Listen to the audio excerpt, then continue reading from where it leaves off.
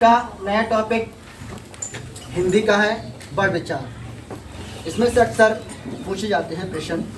मैं मानता हूँ इसमें से आपको इस टॉपिक से यहाँ से नहीं मिलेगा कुछ, लेकिन उम्मीद है यहाँ से आपको क्वेश्चन मिलेंगे। इसके बाद आपका अगला आएगा का चट्टा पर, मतलब व्यंजन आएगा।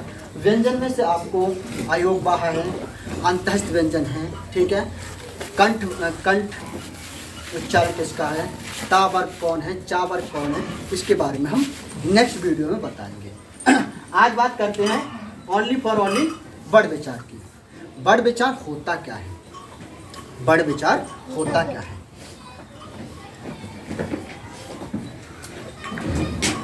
जब हम बोलते हैं तो हमारे माध्यम से ध्वनि उत्पन्न होती है। ध्वनि से किसका निर्माण होता है, वर्ड का। ध्वनि से किसका निर्माण होता है, वर्ड का। और वर्ड से किसका निर्माण होता है, शब्द का। हम ओनली बात कर रहे हैं, किसकी बात कर रहे हैं, वर्ड की बात कर रहे हैं। तो सबसे अगर बात करेंगे कि हिंदी की सबसे छोटी इकाई क्या है, तो ध्वनि। ध्वनि से बड़ी वर्ड, ठीक है। वर्ड और ध्वनि अगर दोनों अकस्मात आ जाती हैं तो आप ध्वनि लगाएंगे, नहीं तो अधिक मात्रा में आपको क्या निकलेगा, वर्ड, ठीक है। इसके बाद आपका टॉपिक है कि वर्णमाला। वर्णों के ऐसे समूह को जिसका सार्थक अर्थ निकलता हो, जिसका सार्थक अर्थ, सार्थक मीन्स क्या होता है, सही अर्थ निकलता हो, उसे हम कहते हैं वर्णमाला। क्या कहते हैं, वर्णमाला, ठीक है। फिर आते हैं वर्णों के प्रकार। वर्ण कितने प्रकार के होते हैं आपके, दो प्रकार के होते हैं। कितने प्रकार के होते हैं, दो। पहला आपका होता है स्वर, दूसरा होता है आपका व्यंजन। स्वर क्या होते हैं और व्यंजन क्या होते हैं, आप छोटे आ से लेके अंग और आह तक चले जाएंगे तो वो आप क्या कहलाएंगे, स्वर कहलाते हैं। छोटा आ, बड़ा आ, छोटी ई, बड़ी ई, छोटा ऊ, बड़ा ऊ, ऋ, ए, आए, ओ, अंग, आह। यहाँ तक अगर आप बात करेंगे तो क्या कहलाएंगे वो आपके लिए, स्वर कहलाते हैं। लेकिन इसमें छोटे स्वर भी आ रहे हैं और बड़े स्वर भी आ रहे हैं। तो इस आधार पर स्वर को कितने भागों में बांटा गया, दो, एक दीर्घ और एक लघु। दीर्घ में बड़ा आ, बड़ी ई, बड़ा ऊ और औ, ये सब क्या है, दीर्घ में आते हैं, ये होते हैं सा। कितने होते हैं, सा। लघु में छोटा आ, छोटी ई, छोटा ऊ, ए, ओ, ये सब किस में आते हैं, लघु में, ठीक है। इतनी बात उम्मीद है क्लियर हो गई होगी। इसके बाद आपका आता है व्यंजन। व्यंजन क्या होते हैं, व्यंजन आपके होते हैं का से लेके ज्ञा तक। हिंदी वर्णमाला में का से लेके ज्ञा तक क्या होते हैं, व्यंजन। क्या होते हैं, व्यंजन होते हैं। व्यंजनों को भी कई भागों में बांटा गया है। जैसे आपका आता है संयुक्त व्यंजन, स्पर्श व्यंजन, अंतःस्थ व्यंजन, अतृप्त व्यंजन और दायिक व्यंजन, ऊष्म व्यंजन। बात करते हैं कि आपको संयुक्त व्यंजन किसे कहते हैं, तो ऐसे व्यंजन जो दो वर्णों से मिलकर बने होते हैं उन्हें संयुक्त व्यंजन कहते हैं। क्या कहते हैं, संयुक्त व्यंजन कहते हैं। संयुक्त व्यंजन आपके होते हैं, बोलो, छा, त्रा और ज्ञा, और एक होता है आपका श्रा। छा, त्रा, ज्ञा और श्रा। छा, त्रा, ज्ञा और श्रा, ठीक है। इसके बाद आपका आता है स्पर्श व्यंजन।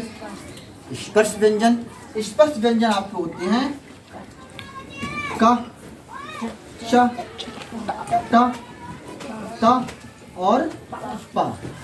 का, च, ट, त, पा वर्ग क्या होते हैं आपके, स्पर्श व्यंजन।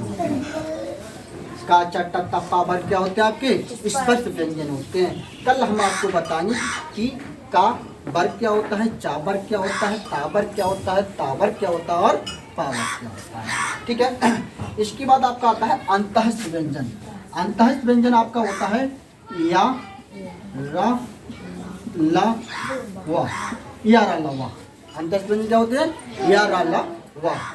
अगर आपको ऐसे याद ना आए तो यार लब कर, यार, यार लब और कर, तो अपने लगा लो, कर तो हटा दो, तो क्या हो जाएंगे अंतःस्थ या, रा, ला, वा, यार लब कर। इसके बाद आपके आते हैं ऊष्म व्यंजन।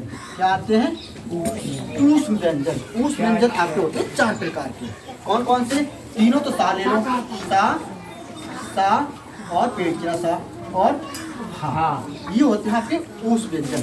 ऊष्म व्यंजन को अगर हम डिफाइन कैसे करेंगे, ऐसे व्यंजन जिनको बोलने के लिए अधिक ऊष्मा की आवश्यकता होती है उसमें क्या कहते हैं, ऊष्म व्यंजन कहते हैं। इसी से अगला टॉपिक आता है, वो आपका होता है डबल व्यंजन, डबल कॉन्सोनेंट।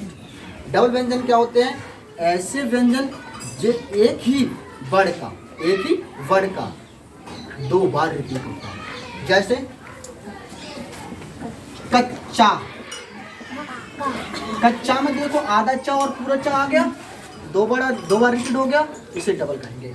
मक्का, कक्का, ठीक है, बच्चा, उच्चारण, इन सब में क्या हो रहा है, चा का प्रयोग हो रहा है, आधे चा का, जिसे बोलते हैं हम डबल कॉन्सोनेंट। इसके बाद आपका आता है लास्ट टॉपिक, वो आता है अयोगवाह। अयोगवाह क्या होते हैं, अयोगवाह मैंने बोला था स्वर में होते हैं। स्वर में कौन कौन से, अंग और आहा, अंग और आहा। इस आधार पर इन्हें 3 भागों में बांटा गया, अनुस्वर, विसर्ग और अनुनासिक। अनुस्वर क्या होते हैं, अनुस्वर होते हैं जिस पर बिंदु लगा होता है। क्या लगा होता है, बिंदु लगा होता है। क्या लगा होता है, बिंदु लगा होता है। जैसे हम बात करेंगे किसकी, जैसे हम बात करेंगे हिंदी की, किसकी बात करेंगे, हिंदी, तो हिंदी कैसे लिखा जाता है, ऐसे लिखते हैं, हिंदी ऐसे लिखते हैं। ये बिंदी आगे वो क्या हो गया आपका, अनुस्वर हो गया। इसके बाद आपका आता है अनुनासिक, ऐसे वर्ड जिनको बोलने के लिए नाक की आवश्यकता होती है उन्हें अनुनासिक कहते हैं। अनुनासिक में या हम कह सकते हैं जिस पर चंद्र बिंदी लगी होती है। कौन सी बिंदी, चंद्र बिंदी कौन सी होती है, ये चंद्र बिंदी लगी होती है, उसे बोलते हैं अनुनासिक स्वर, सॉरी व्यंजन, अनुनासिक व्यंजन। ठीक, जैसे ऊंट, क्या हो जाएगा इसको उदाहरण, ऊंट, और बोलो चांद, और बोलो चांदनी, ये सब क्या है, चंद्र बिंदी है। विसर्ग, दुख, दुख कैसे लिखा जाता है, अगर हम विसर्ग की बात करते हैं तो दुख कैसे लिखा जाएगा, दुख। देखो ये क्या आ गया आपके लिए, विसर्ग, ये क्या आ गया आपकी, विसर्ग। ठीक, आज के लिए इतना है।